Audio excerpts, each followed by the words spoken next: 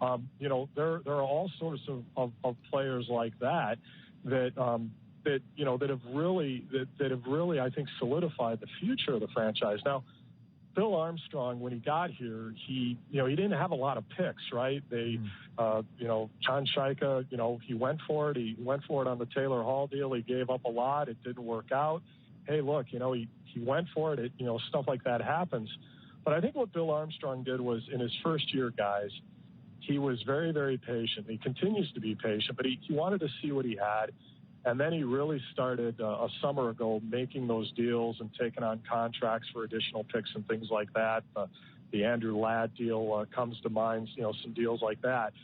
And now, he's been able to build that picks ladder, if you will, where, over the next 3-4 years, he's got a lot of picks in the first 3 rounds. So that's what he's trying to do. And the other thing, too, is I think he's also starting to bring in prospects that are not the same players, right? And that was, I think, maybe a knock on this organization several years ago. I declare before you all that my whole life, whether it be long or short, shall be devoted to your service and to the service of our great imperial family to which we all belong. Global News has confirmed Queen Elizabeth, the second longest-serving British monarch and Canadian head of state, has died at the age of 96. A statement from the palace says the Queen died peacefully at Balmoral this afternoon. The King and Queen consort will remain at Balmoral this evening and will return to London tomorrow. 680 CJOB will continue this coverage live throughout the day as we continue to learn more. Once again, Queen Elizabeth II has died at the age of 96.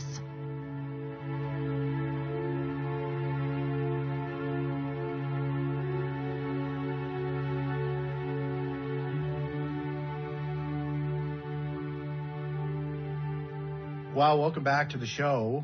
We're supposed to do a sports show now, I guess, Jim? Well, just said, and we appreciate Mark for hanging on there, but we've been following this story as everybody else. Matt, sorry, Matt. But yeah, we've been following this story all morning long. We knew that her health was a main concern as we started this morning here, and she's at her castle in Scotland, and we do have to pass along the news, as it is massive news to the world. And that Queen Elizabeth II at 96 years of age has passed away. We'll continue for breaking coverage on this. We'll be going live to London throughout the day. And in the meantime, we'll continue with Jet Set Noon and Matt right now. So, Matt, thanks for hanging with us. And apologies for having to break in with that breaking news of Queen Elizabeth II. You're never... Okay. We lost. I was going to say to Matt, I said, you're never going to forget this interview that we just had. We'll get in touch with Matt, too. But, yes, just some massive, huge, devastating, sad news about Queen Elizabeth II, a dynamic woman, a dynamic leader, and just a dynamic person who did many, many great things during the monarchy. And while her time was there, 70 years doing it, and 96 years of age, she passes away. Yeah, and Julie Buckingham is in England right now, I think coincidentally, obviously. I mean, I don't think anyone knew about this news coming down here. She's in England, of course, with Richard Kluche on the news. She's going to be doing reports from London Bridge, and we'll see if we can connect with her throughout the rest of the day. I mean, this is going to be a global story, and we're going to be stay tuned here to 680 CJOB over the next week, 2 weeks here. Actually, as we continue on here. And actually, we have Julie Buckingham right now. Julie, I mean, I don't know what else to ask you, but what's the mood like there in England right now, in London? I mean, this is something. Shock is probably the best way to describe it. I'm actually now about 2.5 hours northeast of London, but around 3 o'clock local time, I arrived at Stansted Airport in the London area, the Greater London area. And at that point, in a very crowded airport, this was not being discussed. I think a lot of travelers were simply unaware what was happening. But very quickly after we left the airport, we discovered that the Queen was in grave condition and under medical supervision in Balmoral. And we have just learned, within the last few minutes as I've tuned into the BBC, that this official statement has been released that the Queen died peacefully this afternoon, and that the King, Charles, is now King. Even though the coronation has not yet happened, he does officially take the role.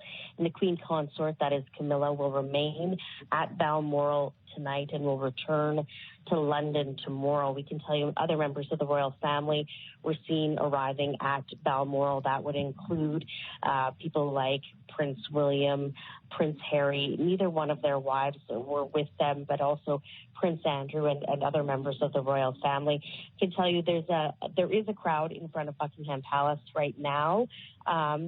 It's not large, but there are certainly people there.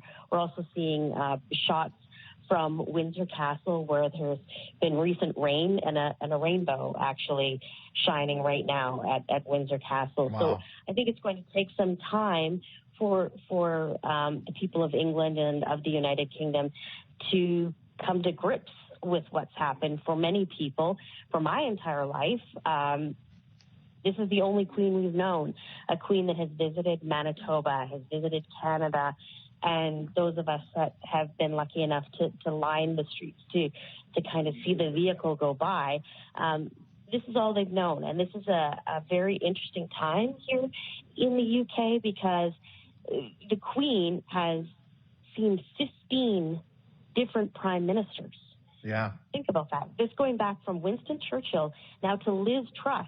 Now, there's a picture of the Queen just after her meeting with Liz Truss on Tuesday. And by, Thursday afternoon, we're talking about the death of the longest reigning monarch in UK history. It's remarkable, and it's going to take some time to see what comes next. But know this for sure, that there has been a plan in place for many years of how this will be handled. Yeah, and this is something like, any student of history or anything like that or knows these sort of things. England has done incredibly well under its queens. The first Queen Elizabeth, Queen Victoria, now Queen Elizabeth. And for me personally here, and we're going to play this very nice, beautiful obituary here. But it's hard to believe that she's gone. And this is going to have ramifications for the country, Canada. It's certainly going to affect us. And Forche, why don't you play the program here? We actually don't have that feed. Just a moment.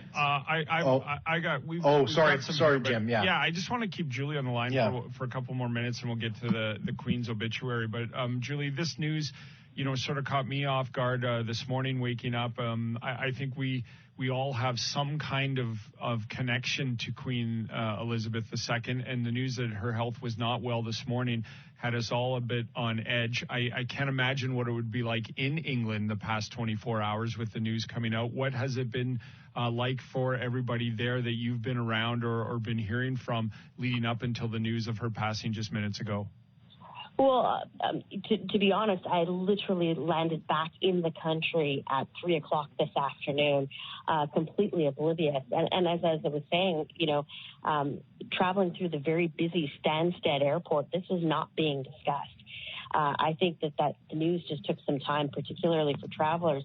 But I can tell you that they've just officially posted the notice out front of Buckingham Palace of seeing pictures of that happening right now, and the crowds are continuing to gather, and there was some up at Balmoral. But honestly, I think that, the Queen was 96 years old, and any of us that have had an elderly parent or grandparent knows that what's coming down the line. And I think all of us realize that, particularly after the death of Philip in April of 2021, how much longer would we have the Queen with us?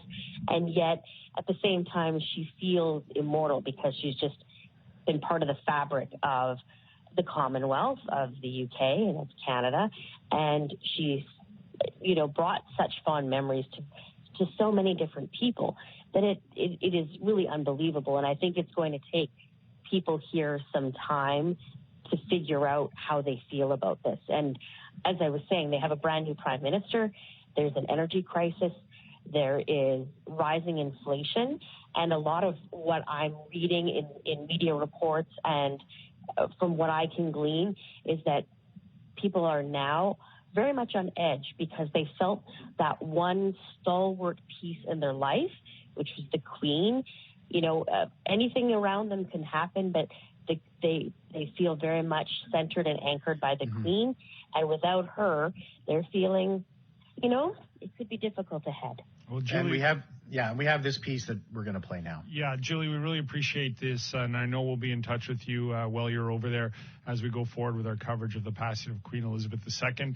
But right now, at 96 years of age, the Queen has passed away, and here is an obituary. In an ever-changing world, she was a rock of stability. Queen Elizabeth II famously said she had to be seen to be believed. For her Diamond Jubilee, millions came to see Britain's oldest, longest reigning, and most beloved monarch. She's probably the most famous woman in the world, probably the most admired woman in the world. This is the first monarch who's reigned through a modern media age, who's reigned through so much social change, from the Cold War through the jet age, the space age, the digital age, the Beatles, the Rolling Stones. I mean, you name it, she has seen pretty much the 20th century at first hand. Her reign was as long as it was unexpected. Born Elizabeth Alexandra Mary on April 21st, 1926. She was still a child when her uncle, King Edward VIII, abdicated the throne. Suddenly, Elizabeth's father was king, and she was next in line. The young princess made this promise.